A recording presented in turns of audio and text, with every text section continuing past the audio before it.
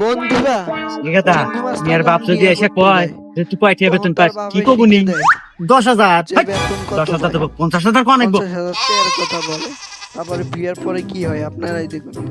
ভিডিওটা সাহেব, ভালো লাগলে কিছু মনে শেয়ার করে করেন না, দিবেন, আসতে একটু নতুন দেরি হলে হয়ে গেল। চ্যানেলটি সাবস্ক্রাইব আরে করে বিয়ে দিবেন। ব্যাপার না এগুলা। ঠিক একটা সাওয়ালেন কি বাদ দেখা দিতেছে কেলিয়া কেলিয়া। আচ্ছা বিয়ে সাহেব, চাউল কেবা জানি আল্লাহ বেশি বেশি কেলে মনে হইতেছে। আরে বিয়ে সাহেব এটা কথা কইলেন, হ্যাঁ, ছেলে মানুষের কি সাদা কালো হয়? তারপরে যদি আবার এই সাইলের থাকে হইলে গা সরকারি চাকরি, তাহলে আর নাগে কি? সরকারি চাকরি তা ঠিক আছে। আচ্ছা বাবা, তুমি মাসে বেতন পাও কত? পাই মাসে 50,000 টাকা। মাসে 50,000? কি রে, এখন অনেক খারাই গেছো।